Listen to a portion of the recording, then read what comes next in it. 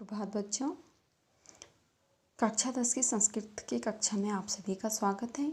आज हम पढ़ेंगे शेमुषी भाग 2 का पंचम पाठ जननी तुल्य वत्सला। इसका अर्थ होता है, जननी का अर्थ होता है माता, वत्सला का अर्थ होता है प्रेम, अर्थात माता का प्रेम सदैव एक समान होता है। तो यह जो कथा है यह महाभारत के वन पर्व से ली गई है। इसमें यह बताया गया है कि जो समाज में दुर्बल लोग और दुर्बल जीव होते हैं उनके प्रति माँ की ममता प्रगाढ़ होती है। तो चलो शुरू करते हैं। कश्चित् कृषको बलिवर्दभ्यां क्षेत्रकर्षणं कुर्वन् आसीत्। कश्चित का अर्थ होता है कोई, कृषकों मतलब किसान, बलिवर्दभ्यां मतलब बैलों से। यहाँ पे देखो द्विवचन में, बलिवर्द का अर्थ होता है बैल और यह द्विवचन में है, यानी अपने दोनों बैलों से। क्षेत्रकर्षणम, क्षेत्र मतलब खेत, कर्षणम मतलब जुताई, अपना खेत की जुताई, कुर्वन् मतलब ये संधि विच्छेद हो जाएगा इसका, कुर्वन् धन आसीत्, इसका अर्थ होगा कर रहा था। कोई किसान अपने दोनों बैलों से अपने खेत की जुताई कर रहा था। तयो बलिवर्दयो, उन दोनों बैलों में से एक शरीरेण शरीर से, दुर्बल तथा जमीन मतलब तेजी से, गंतु मतलब चलने में, अशक्त आसीत और अशक्त था। उन दोनों बैलों में से एक शरीर से दुर्बल, अब जो यहाँ पे आ जाएगा, और तेजी से चलने में अशक्त था।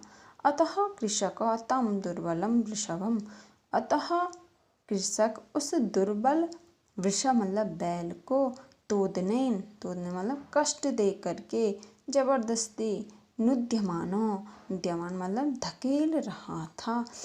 अतः जो किसान था उस बैल को जबरदस्ती उसको कष्ट दे करके धकेल रहा था। सह ऋषभ हलमूढ़ा गंतुम अशक्तः क्षेत्रे पपातः। सह का अर्थ होता है वह ऋषभ बैल, हलमूढ़ा हल को उठा करके, गंतुम चलने में, अशक्त था और क्षेत्रे पपात और खेत में ही गिर गया। पपात मतलब गिर गया। अब जो किसान बैल था वो हल को उठाने में क्या था, असमर्थ, और वहीं खेत में ही गिर गया। क्रुद्ध कृषिवलः तम उत्थापयितुं बहुवारं यत्नम् अकरोत्। क्रोधित कृषिवलः कृषक, तम उत्थापन उसको उठाने का उसने, बहुवारम बहुत बार, यत्न यानी प्रयत्न, अकरोत् मतलब किया। तथापि वृषा न उत्थिता, फिर भी बैल नहीं उठा। यहाँ का इसका संधि विच्छेद हो जाएगा, न धन उत्थिता मतलब उठा, फिर भी बैल नहीं उठा। अब उस किसान ने क्या किया, बहुत बार उस बैल को उठाने का यत्न किया, लेकिन फिर भी वह बैल उठा नहीं। यहाँ पे आपने एक चीज़ देखी होगी, जो बैल के लिए बहुत सारे शब्द आए हैं। बलिवर्दभ्याम आया है, वृषभम आया है, ऋषभ आया है और वृषा आया है। 4 शब्द आए हैं बैल के लिए। तो इन सभी का अर्थ बैल हो गया और ये सब बैल के ही पर्यायवाची हैं, वृषभ, ऋषभ और बलिवर्द। आगे, भूमौ पतिते स्वपुत्रं दृष्ट्वा सर्वधेनूनां मातुः सुरभे नेत्रभ्याम् अश्रूणि आविर्षान्। भूमौ पतितः भूमि पर घिरे हुए, पतित मतलब घिरे हुए, स्वपुत्रम अपने पुत्र को, दृष्टवा मतलब देखकर, सर्वधेनूनां सभी धेनुओं की माता, धेनु मतलब गाय, सभी गायों की माता, सुरभि की, नेत्रभ्याम आँखों में, अश्रूणि आंसू, आविर्षाण मतलब आ गए। जब किसने, सभी गाय, अब यहाँ पे बैल है तो बैल भी गाय की ही श्रेणी में आता है। तो जो इनकी माता, सभी गायों की माता कौन है, सुरभि है, और कहा जाता है यह स्वर्ग में रहती है। तो जब सुरभि ने अपने पुत्र को भूमि पर जमीन पर गिरा हुआ देखा तो सुरभि की आंखों में आंसू आए। सुरभिरिम अवस्थां दृष्ट्वा सुराधिपि तां पृच्छत्। सुरभि की इस अवस्था को दृष्टवा मतलब देखकर सुर के अधिप, सुर मतलब राज, सुर का अर्थ होता है देवता, देवताओं के राजा ने ता मतलब उससे अपृच्छत मतलब पूछा। अये शुभे किम एवं रोदसी।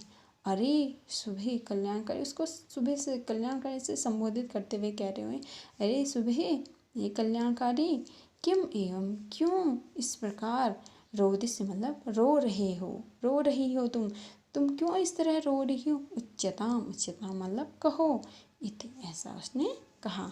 साच और वह कहती है, सुरभि कहती है, विनिपात न वह कश्चित् दृश्यते त्रिदशाधिपिः अहं तु पुत्रं शोचामि तेन रोदामि कौशिकः। इसका अन्वय हो जाएगा, वह विनिपातः कश्चित् त्रिदशाधिपः न दृश्यते अहं तु पुत्रं शोचामि कौशिकः तेन रोदामि। वह मतलब हमारा, विनिपात मतलब विनाश, कश्चित मतलब किसी, त्रिदशाधिप मतलब इंद्र को, न मतलब नहीं, दृश्यते मतलब दिखाई देता है। हमारा विनाश किसी इंद्र को नहीं दिखाई देता है। अहम तो पुत्रम शोचामि, मैं तो अपने पुत्र का शोचामि मतलब शोक कर रही हूँ, उसके बारे में सोच रही हूँ। सोचामि मतलब शोक कर रही हूँ, उसके दुख कर रही हूँ। तेन रोदामि कौशिक, हे कौशिक, हे कौशिक का अर्थ यहाँ पे इंद्र है। हे इंद्र, मैं इसलिए रो रही हूँ, मैं अपने पुत्र की इस अवस्था को देखकर रो रही हूँ।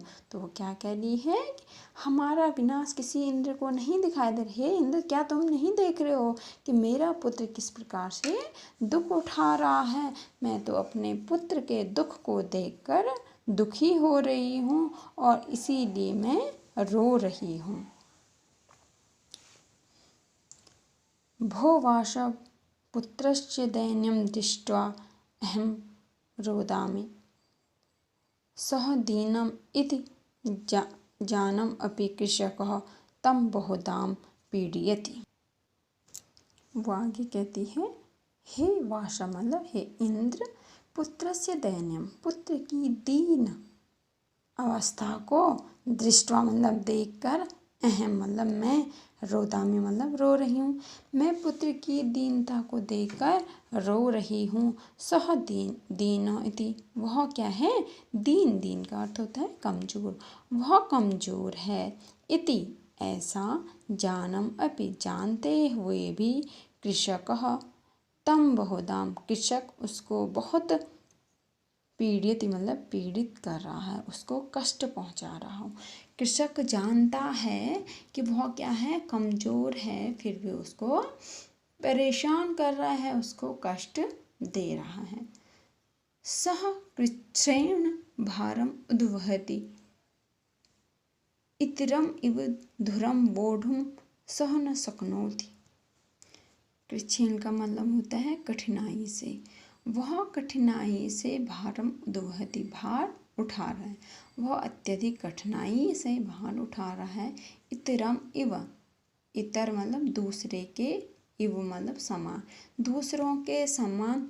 धुरम का अर्थ होता है जुआ। आपने देखा होगा, हल देखा होगा, उसमें जो बैलों के ऊपर जो इस तरह से लगा रहता है वो जुआ होता है। तो दूसरों के समान उस हल के जुए को वोढ़ मतलब उठाने में न शक्नोति नहीं, उठाने में समर्थ नहीं है, वह उस जुए को नहीं उठा सकता है। एतत् भवान पश्यति न इति प्रत्योवचत्। एतत् यह आप न पश्यति, न यहाँ पे है, यह आप नहीं पश्यति मतलब देख रहे हो। इति प्रत्योवचत, इस प्रकार उसने उत्तर दिया। अब आगे देखिए, भद्रे नूनं सहस्राधिकेषु पुत्रं सत्स्वपि तव अस्मिन् एव एतादृशं वात्सल्यं कथम्? इति इंद्रेण पृष्टा सुरभि प्रत्योवाच।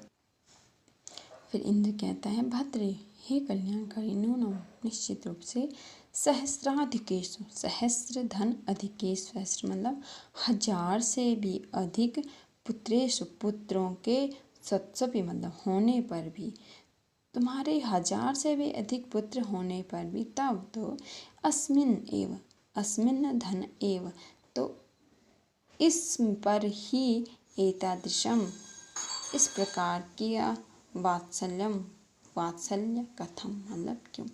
वो कह रहा है कि तुम्हारे 1000 से भी अधिक पुत्र हैं, तो फिर तुम्हारे इस प्रकार इस पुत्र पे इतना अधिक वात्सल्य क्यों, तुम्हें इस पुत्र से इतना अधिक प्रेम क्यों है।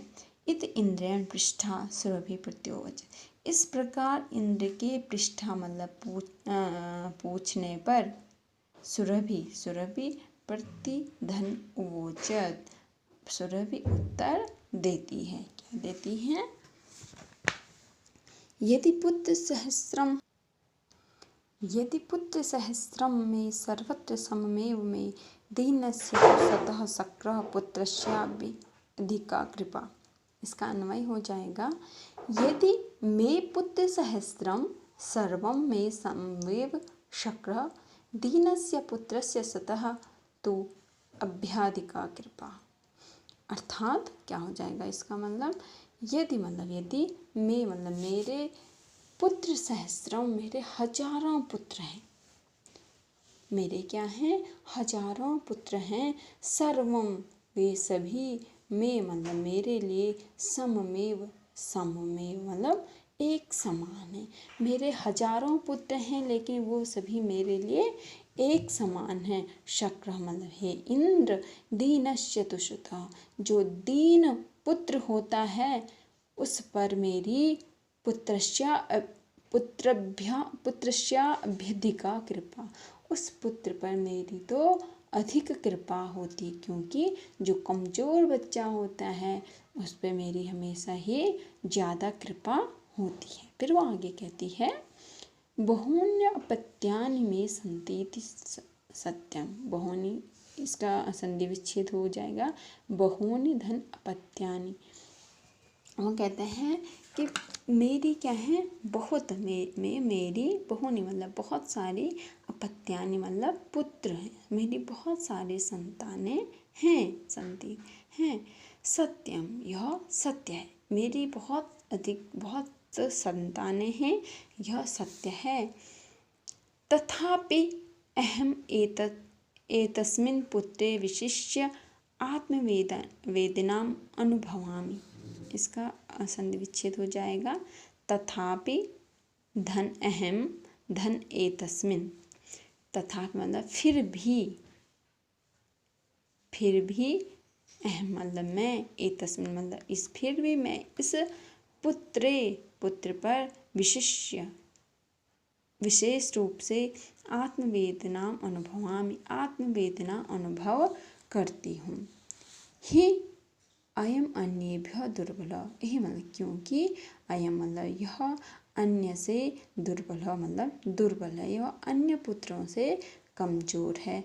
सर्वेषु अपत्येषु जननी तुल्यवत्सला एव, सर्वेषु मतलब सभी, अपत्येषु मतलब पुत्रों के लिए, जननी मतलब माता का प्रेम, तुल्यवत्सला एक समान होता है। सभी पुत्रों के लिए माता का प्रेम एक समान होता है। तथापि दुर्बले सुते मातो अभ्यधिका कृपा सहजीव, फिर भी दुर्बल कमजोर सुत पुत्र के लिए माता की अभ्यधिका अधिक कृपा सहज ही होती है।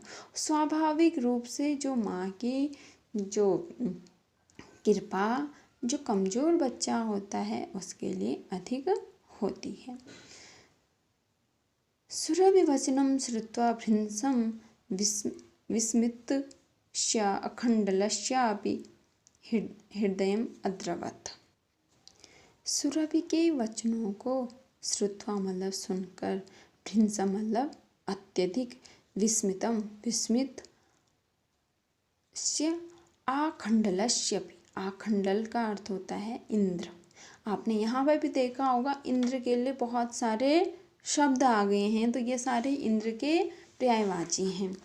तो सुरभि के वचनों को सुन करके अत्यधिक विस्मित हुए आखंडल इंद्र का हृदय अद्रवत, हृदय पसीज गया। जब इंद्र ने सुरभि की बात सुनी तो उसका हृदय भी पसीज गया, द्रवित हो गया। स च ताम आसंत्वयत गच्छे वत्से सर्वं भद्रम जायेत। और उसने तामेव उसको, किसको, सुरभि को सांत्वयत, सांत्वना दी, सांत्वना यानी दिलासा दिलाया। गच्छ पुत्री, गच्छ मतलब जाओ, हे पुत्री तुम जाओ, सर्वम सब कुछ, भद्रम मतलब कल्याणकारी, जायेत मतलब होगा। अब इंद्र ने भी किसको, सुरभि को दिलासा दिया कि हे पुत्री तुम जाओ, सब कुछ कल्याणकारी होगा। आचिरादेव चंडवातेन मेघर्वैश्च सह प्रवर्ष समझाए। आचिरादेव मतलब चिर का मतलब होता है लंबा समय, आचिर मतलब, अचिर मतलब जल्दी ही, और जल्दी ही चंडवेतान मतलब बहुत तेज गति से, मेघों के साथ, बादलों के साथ, बादलों की गर्जना के साथ, अब बहुत जल्दी ही बहुत तेज गति से मेघों की गर्जना के साथ प्रवर्षः बारिश, समझायते बारिश हुई, हो गई। अब जल्दी ही क्या हो गई, बादल गरजे और बारिश हुई। पश्यतः एव सर्वत्र जलोप्लवः संजायत। पश्यतः मतलब देखते ही, सर्वतः सभी जगह, जलोप्लव जल से भराव संजाता मतलब हो गया, सारी जगह पानी ही पानी हो गया। कृषक हर्षात तिरेकेण कर्षणा विमुख सन वृषभ नीत्वा गृहम् आगत। कृषक हर्षात तिरेकेण, किसान प्रसन्न होकर के, अब बारिश हो गई, जब भी बारिश होती है किसान लोग खुश हो जाते हैं क्योंकि उनकी सिंचाई के लिए पानी उपलब्ध हो जाता है। तो किसान बारिश से प्रसन्न हो करके कर्षणा विमुख, कर्षण मतलब जुताई से विमुख हो करके, वृषभ बैलों को, नीत्वा मतलब ले करके, गृहम् आगत घर आ गया। अपत्येषु च सर्वेषु जननी तुल्यवत्सला पुत्रे दीने तुषा माता कृपाद्र हृदया भवेत्। इसका अन्वय हो जाएगा, सर्वेषु अपत्येषु च जननी तुल्यवत्सला पुत्रे दीने तु सा माता कृपा हृदया भवेत्। मतलब क्या होता है, क्या है इसका अर्थ, सर्वेषु मतलब सभी, अपत्येषु मतलब पुत्रों में, जननी माता, तुल्यवत्सला सभी पुत्रों में माता का प्रेम एक समान होता है। पुत्रे दीने पुत्र के दीन होने पर, दीन यानी कमजोर होने पर, सा माता वह माता, कृपार्ध कृपा वाली, और आर्द्र हृदया, आर्द्र हृदय मतलब दया से भरी होती, कृपा वाली होती है और उसके हृदय में अत्यधिक दया होती है। किसके प्रति, अपने उस कमजोर पुत्र के प्रति। आपने भी देखा होगा आपके घरों में भी जो बच्चा कमजोर होता है उसके प्रति माता पिता का प्रेम अधिक होता है।